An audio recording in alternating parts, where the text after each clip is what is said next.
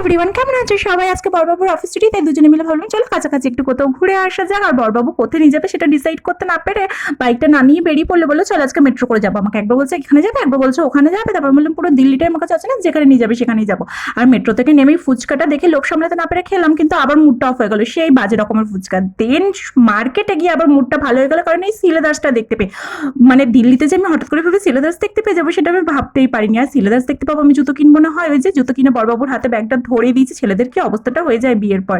আর এই যে আজকে কোথায় নিয়ে যাবো সেটা ভেবে না পেয়ে আমাকে নিয়ে গেছিল ইন্ডিয়া গেট। আর আমার না ভীষণ ভালো লেগেছে জায়গাটা, মানে ফাঁকা মাঠে দুজনে বেশ কিছুক্ষণ গল্প করার পর চলে গেছিলাম একটু পেট পুজো করতে। আর বাড়ির জন্য বেশ কিছুটা খাবার প্যাকিং করে নিলাম। আর এই যে বড়বাবুর মাথায় না আজকে ভূত চেপেছে, রাতে 11:30টার সময় নাকি সে বাইক পরিষ্কার করবে আর আমাকেও তার সাথে থাকতে হবে। সেটা তো করলো, তারপরে আরেক ভূত চাপলে আমাকে নাকি বাইক চালানো শেখাবে। আমি সাইকেলটাই ভালো করে পারি না। চলো আমি বাইকটা চালাই, তোমাদের ভালো লাগলে লাইক আর সাবস্ক্রাইব করে দিও।